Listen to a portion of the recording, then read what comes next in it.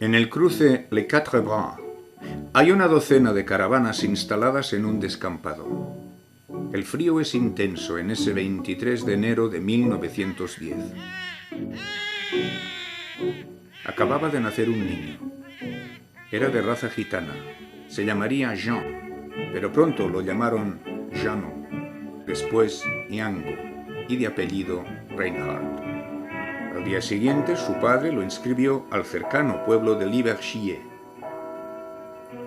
Los Reinhardt pertenecían al clan de los Manouche, gitanos que procedían del este de Europa y, como tantos otros, se dispersaron por todo el viejo continente.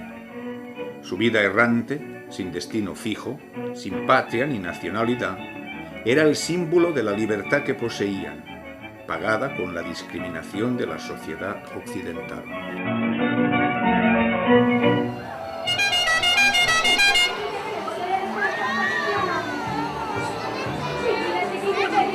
Su infancia fue tan errante como la de cualquier otro manús.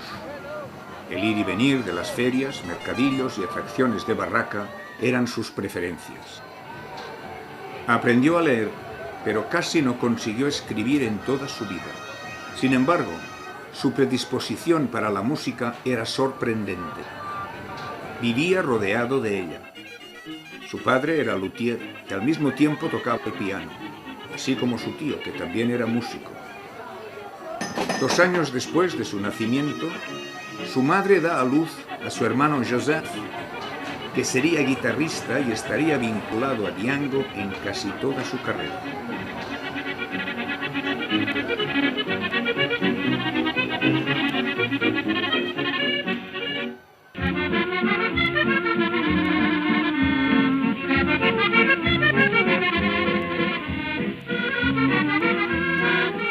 La llamada Zone era un territorio situado fuera de las entonces murallas de la ciudad, al final del barrio de Choisy, sitio escogido y autorizado para que los gitanos acampasen en él. Allí traían sus mercancías las tribus y clanes procedentes de toda Europa. El domingo acudían al mercado de la Porte de Saint-Cloud, al llamado Marché aux Puces, con el fin de hacer su negocio. Django se movió durante más de 15 años en ese ambiente. Al principio tocando el banjo o la guitarra con su padre y su tío por los tugurios como Chez Clodoche o los bistrots de la Place d'Italie. Su prestigio como acompañante le llevó pronto a ser solicitado por las mejores orquestas de Bal-Musette, actuando en las guinguettes instaladas a lo largo del Sena. Allí se podía bailar la java o el vals y beber hasta altas horas de la noche. Su carácter perezoso le hacía llegar tarde en casi todos los ensayos. ¿Pero qué importaba eso? Django, con su banjo, podía acompañar cualquier melodía que la orquesta interpretara sin ni tan siquiera haberla escuchado una sola vez. Su intuición musical, excepcional, presentía la trayectoria que la melodía seguiría, llegando a tiempo de ejecutar los acordes correspondientes a la armonía de la misma. Es más, generalmente enriquecía la armonía con acordes inventados y añadidos a los que correspondía hacer, dejando boquiabierto al propio compositor. Sin embargo, no logró leer ni una sola partitura en toda su vida. Por vez primera, se le puede escuchar en la sección rítmica de las orquestas que grababan los éxitos del momento.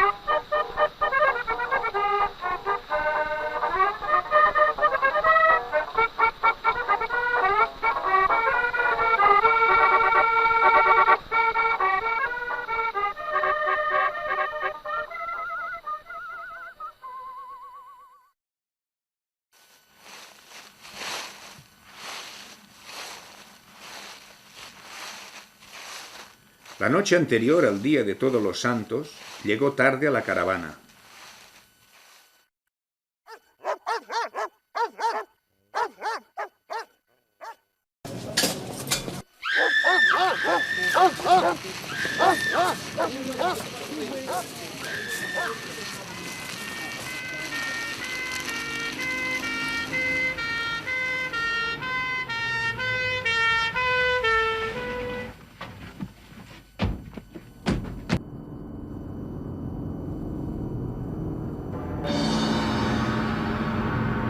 Todo había ocurrido en pocos segundos. La caravana estaba llena de ramos de flores artificiales de celuloide para ir a vender al día siguiente. Al encender la lámpara, una chispa prende fuego al celuloide que se propaga inmediatamente. Salen corriendo de la caravana. Ella se salva con algunas quemaduras, pero él tiene todo el lado derecho del cuerpo hecho una brasa, y sobre todo la mano izquierda. En el hospital se habla de amputarle el brazo.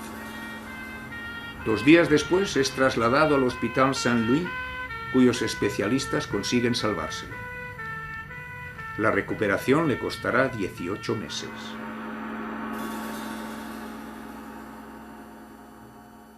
En la penumbra, bajo un silencio inquietante, Django murmura: mi mano, mi mano, mi mano. 2 dedos de la mano izquierda le han quedado inutilizados para siempre. Le quedan 3 dedos útiles en esa mano: el pulgar, el índice y el mayor. Nadie, absolutamente nadie, podía ni tan siquiera pensar que Django Reinhardt volvería a tocar la guitarra el resto de su vida.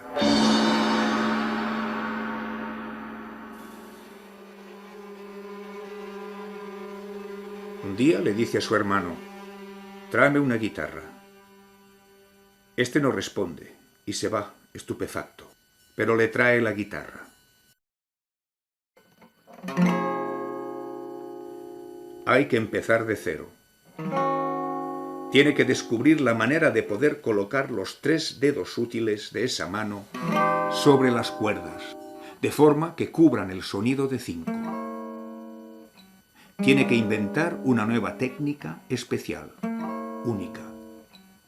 Posición de los acordes de manera impensada, inversión de sextas, séptimas, octavas o novenas. Pero la tenacidad y capacidad creativa de este hombre, de ese genio, es inescrutable. Consigue dominar la guitarra y además aporta una nueva técnica hasta entonces desconocida. Suena de manera distinta, pero suena. Y quizá mejor que antes.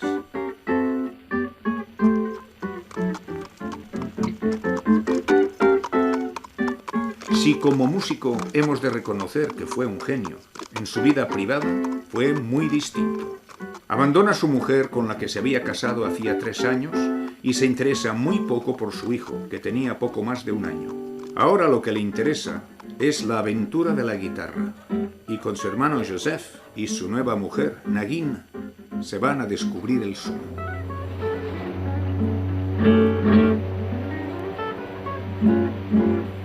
Deambulando por Toulon, conocen al pintor Émile Savitry.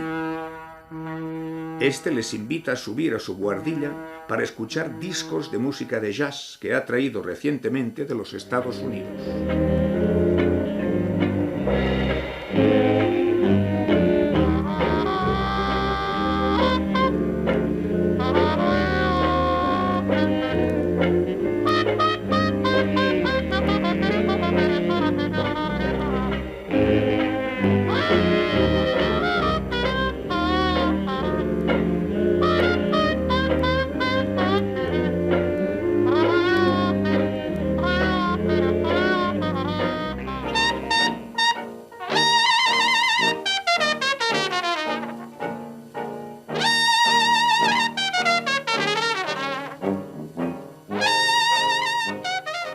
Los hermanos lloran de emoción y juran que a partir de entonces lo único que les interesará será la música de jazz. Pero fue un juramento que no llegaría a cumplirse hasta 3 años después.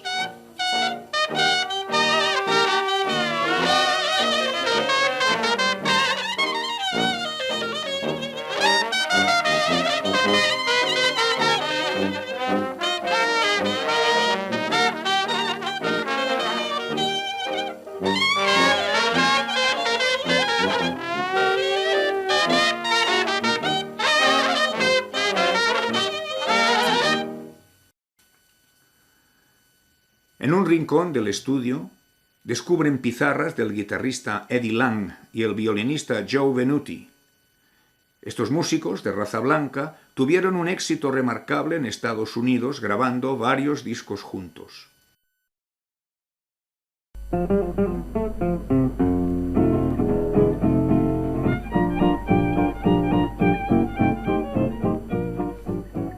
Hemos de señalar particularmente esta circunstancia, en un principio sin importancia, pero que en realidad la tiene. Django descubrió que estos músicos interpretaban jazz únicamente con instrumentos de cuerda.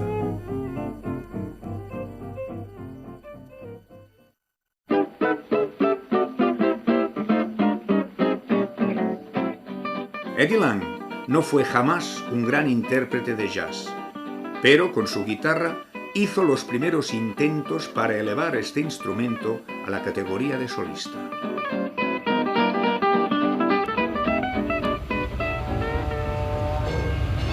En Cannes forma parte del equipo que rueda el film Clair de Lune, del que no se ha sabido nunca más de él.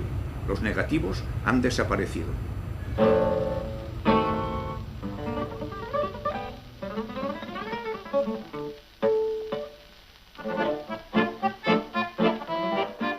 Actúa con Louis Vola en el Palm Beach y en el Lido.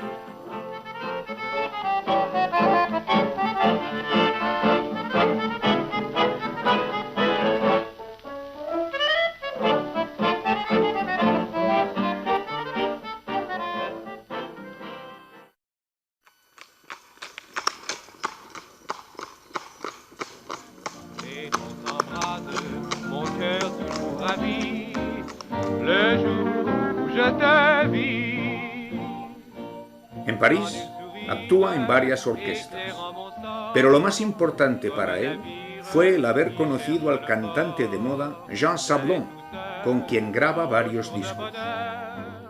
En este tema se le puede escuchar en algunas intervenciones como solista.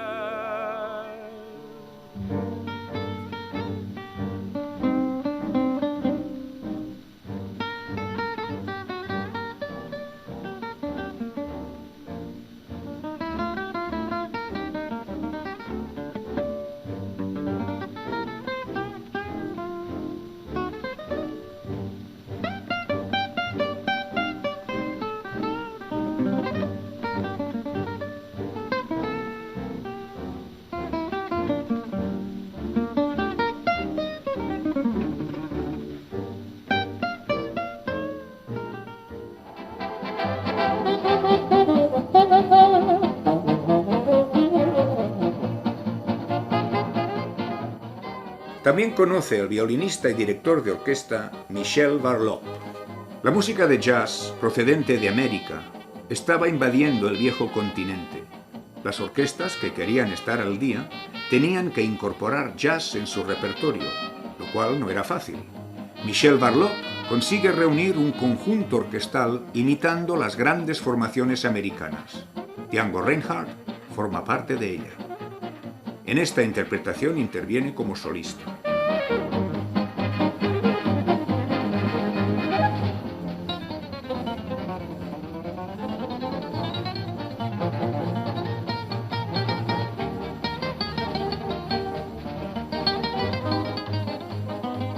Es en esta orquesta que conocerá al violinista Stéphane Grappelli, sin duda el encuentro más importante de toda su carrera artística.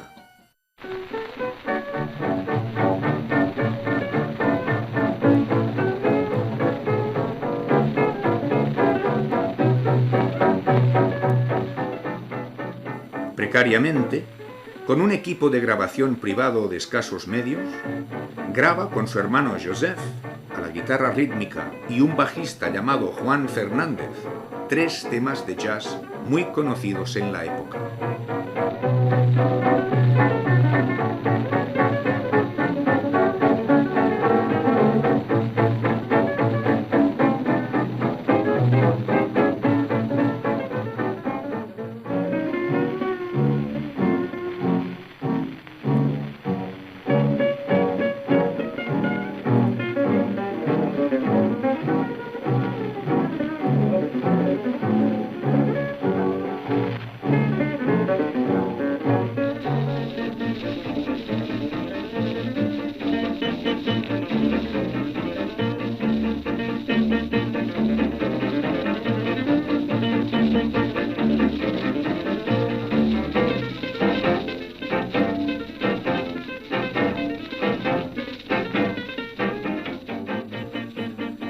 fin, esta era la oportunidad que había esperado desde que se recuperó de su accidente.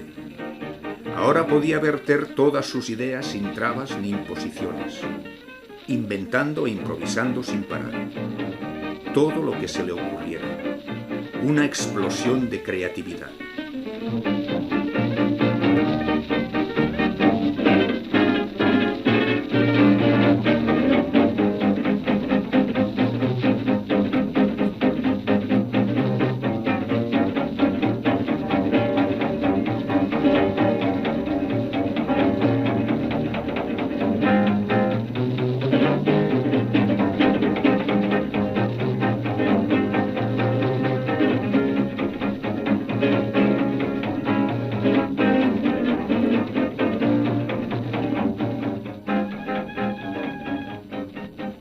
A pesar de la baja calidad de la grabación, Diango improvisa con un swing y un hop extraordinario, donde se percibe el gran dominio que tenía de la guitarra en aquellos momentos.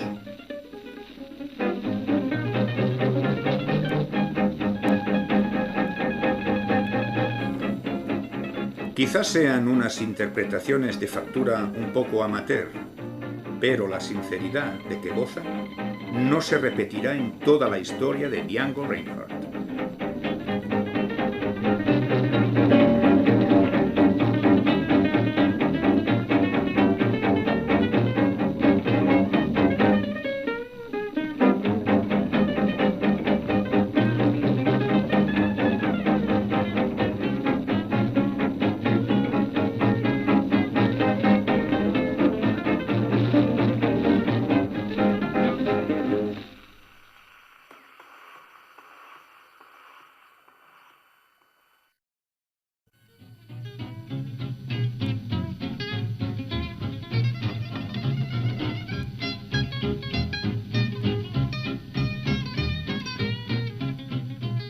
Después, todo sucedió casi al mismo tiempo. Se acababa de fundar el Hot Club de Francia, bajo la presidencia de Hugues Panassier, gran experto en música de jazz y gran amigo de Charles Delaunay, productor de ediciones musicales. Este, entusiasmado con Django Reinhardt, organiza un conjunto en el que aparece Stéphane Grappelli al violín, dos guitarras más como elemento rítmico, Joseph Reinhardt y Roger Chaput, y el contrabajo Louis Vola, del que hemos hablado antes. Se graban dos temas, I Saw Stars y Confession. Este último ya lo había interpretado Django con sus dos músicos en agosto. Delaunay sacó al mercado los discos de pizarra con el nombre de Delaunay's Jazz. Pero el éxito fue tal que inmediatamente se acordó que el quinteto formara parte oficial del Hot Club de Francia, tomando el nombre de esa entidad. Era un conjunto compuesto por 5 músicos, todos ellos con instrumentos de cuerda.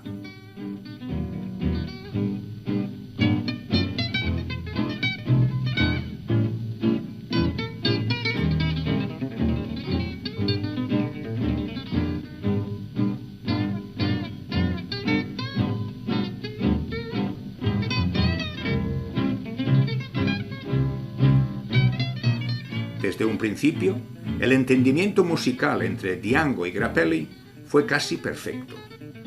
Se establecían los arreglos y las intervenciones de los solistas en buena armonía, aunque Django, casi siempre, dominaba la situación.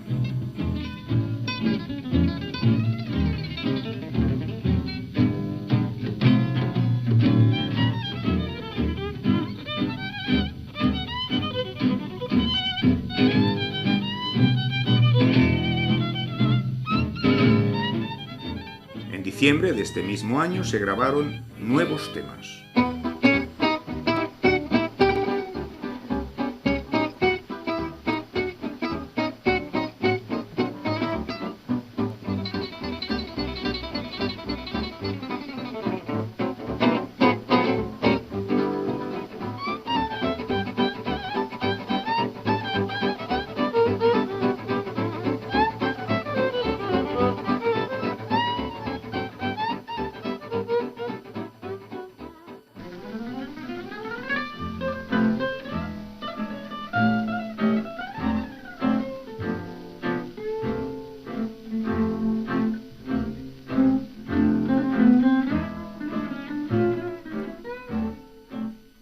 y seguirá una trayectoria de este conjunto, con algunas variaciones de la parte rítmica, que habría de pasar a la historia del jazz gracias a que Django Reinhardt estaba en la cabecera.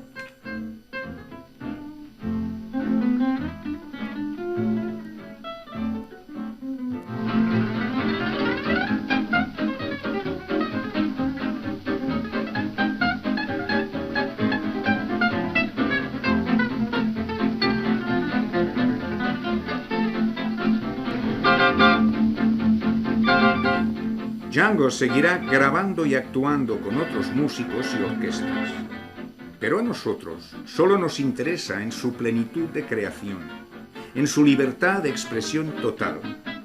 Y para ello hemos de centrarnos en el Quintet du Hot Club de France.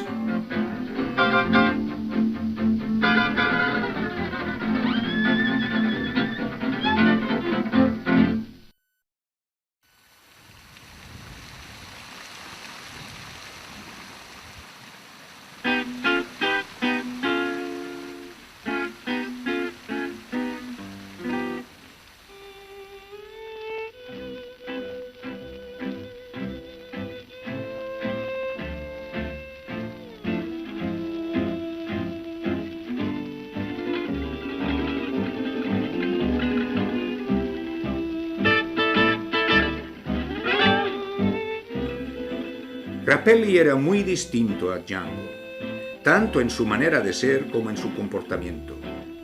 Elegante, educado, formal y disciplinado.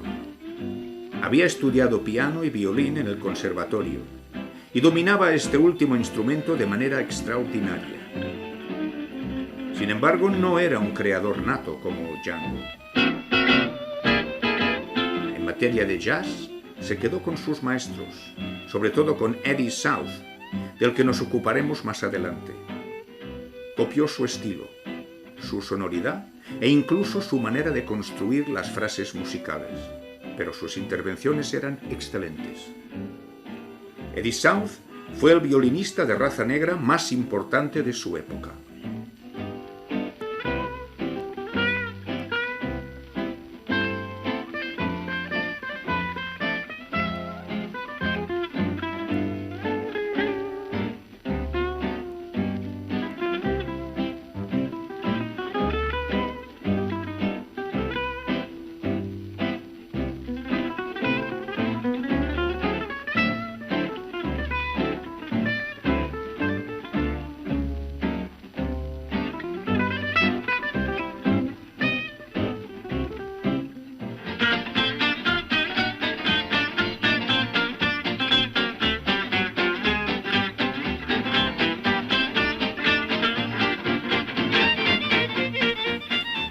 Grappelli encajaba con Django. Este le dejaba hacer a su manera, pero le ayudaba llenando los espacios libres con intervenciones de gran nivel jazzístico. No olvidemos que el jazz es una música colectiva. Si un intérprete muy cualificado está rodeado de otros mediocres, difícilmente el resultado será bueno. Cuando todos los músicos se entienden y están al nivel que el jazz merece, el resultado es perfecto.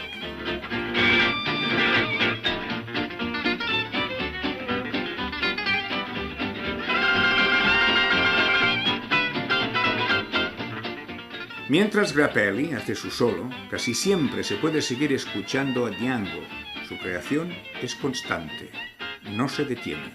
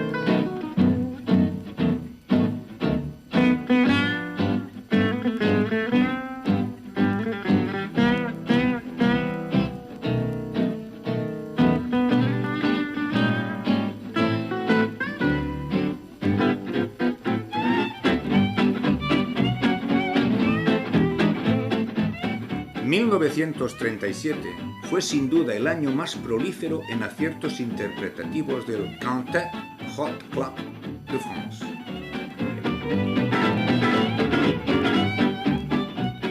El prestigio de Django atraviesa fronteras y le coloca rápidamente en la cima de los guitarristas de jazz del mundo entero.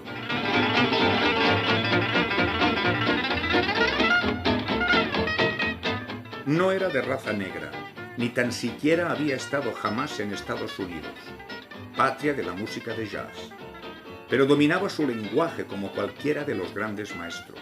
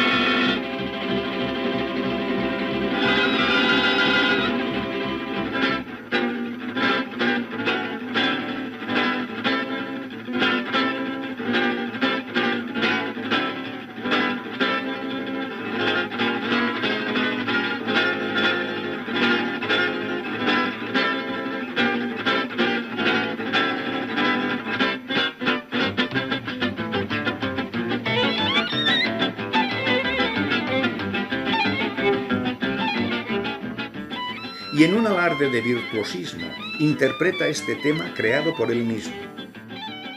Se decía que la sección rítmica casi no podía seguir la velocidad del tiempo a que les imponía Django.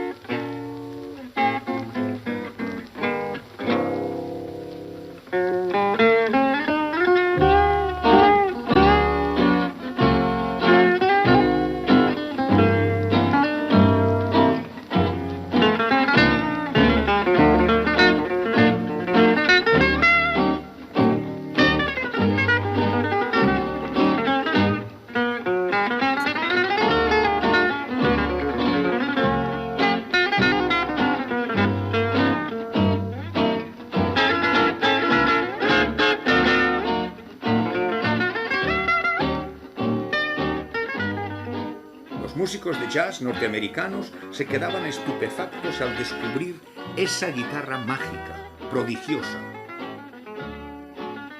Después que Duke Ellington hubo escuchado esta formidable interpretación de Sentimental Mood, del que era autor, dijo: «Cuando oigo esta guitarra me da la impresión de que estoy escuchando toda mi orquesta a través de un solo instrumento».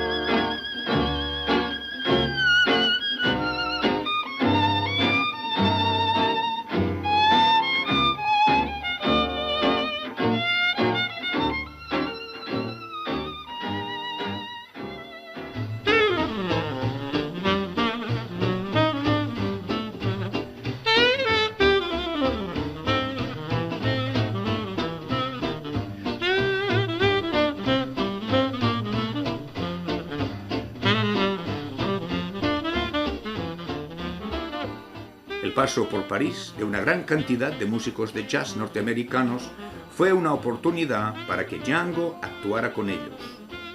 Sin embargo, el resultado no fue satisfactorio. Django quedaba siempre en segundo lugar. Las empresas discográficas aprovechaban el prestigio de músicos como Coleman Hawkins, Benny Carter o Dickie Wells para ofrecer al público un jazz circunstancial, organizando conjuntos de estudio cuyos músicos de acompañamiento no estaban al nivel de los americanos, y Django se movía entre ellos sin resultados obvios.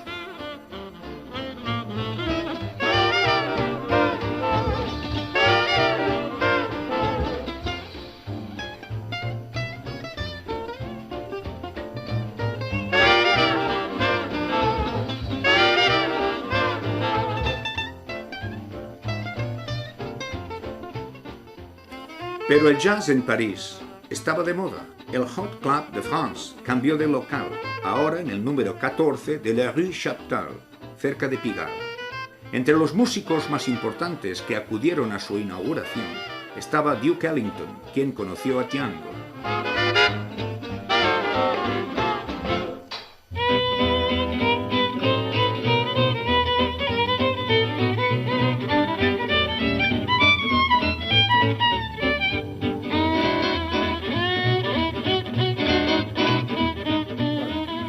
Sin embargo, en esas idas y venidas de músicos norteamericanos había alguna excepción. Eddie South estuvo en París y grabó con Django y Grappelli, cuyo resultado fue el que hoy hayan quedado estas grabaciones incomparables, históricas.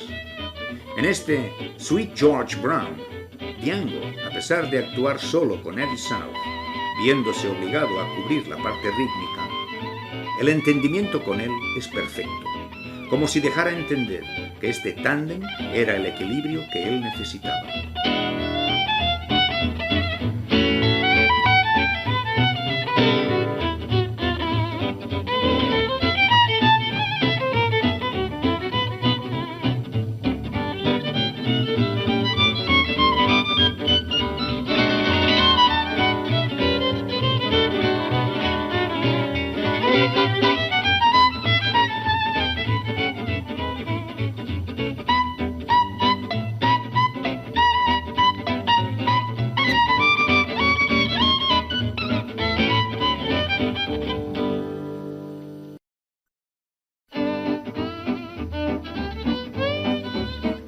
Django se alejó pronto de Eddie Lang, como de cualquier otro guitarrista de jazz, aportando su personalidad y calidad indiscutible.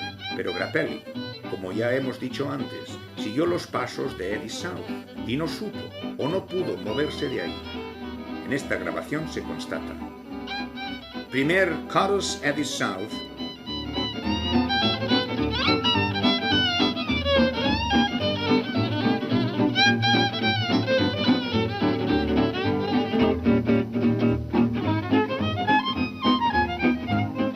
Segundo, chorus Stephen Grappelli.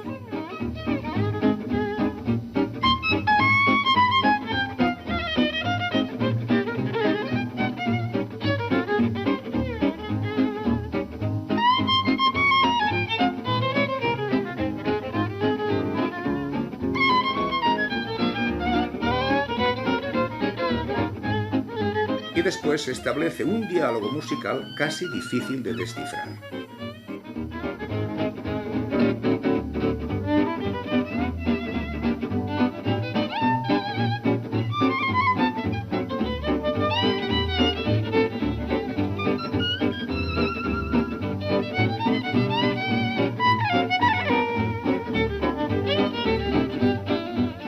Podemos añadir esta circunstancia. South y Grappelli eran grandes admiradores de la música barroca y de Johann Sebastian Bach. La ocasión les unía y decidieron grabar el primer movimiento del concierto en re menor de ese músico en tiempo de jazz.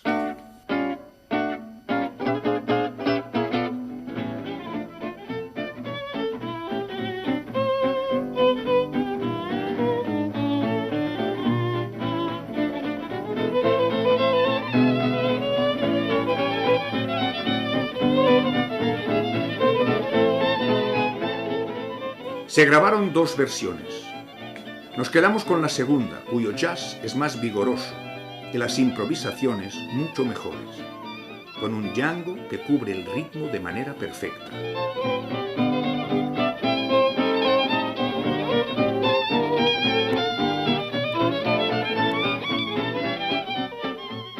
Una vez más, se demuestra que la música de jazz es un lenguaje, una manera de interpretarla.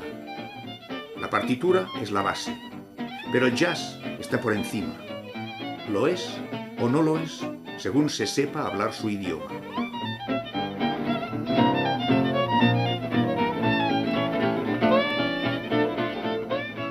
Además, no tiene tiempo ni época. El jazz hubiese podido nacer durante el barroco.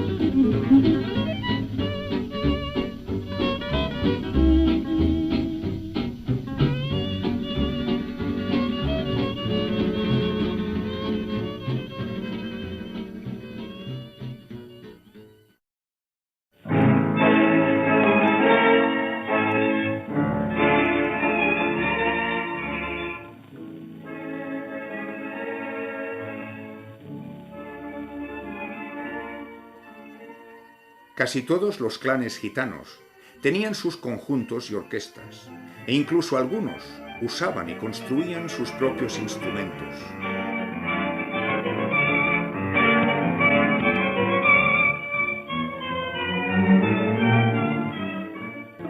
Los manouche tocaban con guitarras construidas por el luthier McCaffrey, que tenía una acústica sorprendente.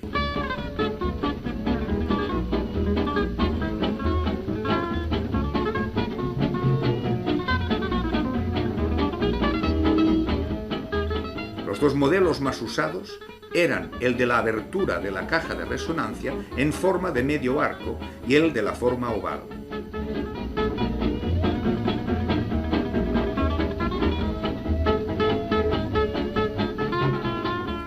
Diango usó los dos modelos, aunque con prioridad la de medio arco. En aquellos momentos el éxito de estas guitarras fue rotundo. Los encargos quedaron colapsados, como si comprando una guitarra, digamos, manouche o Diango, se pudiera conseguir tocar como lo hacía él. Después, la marca Selmer se hizo cargo de la construcción de estas guitarras, que duró bastantes años. Algunos luthiers de París, como Pierre Jaffray de la Rue de Rome, la siguen construyendo, quizá para los nostálgicos de Diango y para los manouche que mantienen su estilo.